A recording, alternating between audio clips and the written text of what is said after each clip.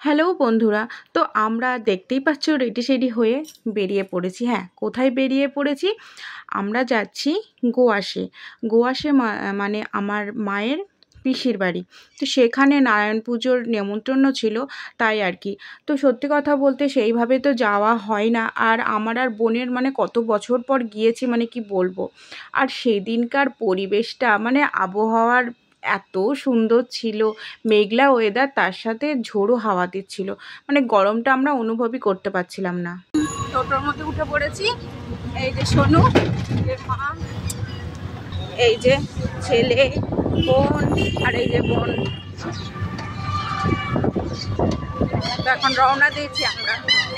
কোথায় যাচ্ছি দেখতে পাবে কিছুক্ষণ। তো হ্যাঁ, টোটো করেই যাচ্ছি, কারণ করিমপুর থেকে যারা যারা গোয়াস আর কি চেনো, করিমপুরের আশেপাশে, তাদের মানে সময় না সেইভাবে লাগে না। তো তার কারণেই টোটো করেই যাচ্ছি। আর টোটো করে দেখতে মানে মজা লাগে আর কি, চারিদিকে দেখতে দেখতে। এরকম তো দেখতে পাওয়া যায় না ওই সাইডে আরোই। আর আমার সোনামাকে দেখেছো কেমন?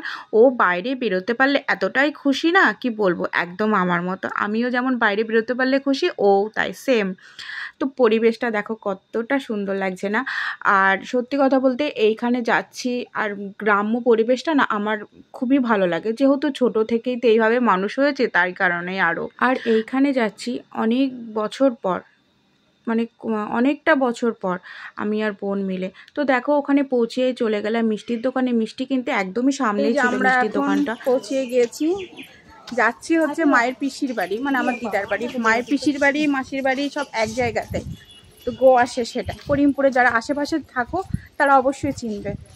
তো এখন রাস্তাতে যেটা আর কি বলছিলাম, যে মায়ের পিসির বাড়ি মাসির বাড়ি কিন্তু এক জায়গাতেই, একদমই পাশাপাশি। পাশাপাশি বলতে মায়ের পিসির বাড়ির অপোজিটেই হচ্ছে মায়ের মাসির বাড়ি। তো ওই জন্য আরোই মজা লাগে বেশ। মায়ের মানে পিসিকেও দেখা হয়ে যাচ্ছে, প্লাস মাসিকেও দেখা হয়ে যাচ্ছে।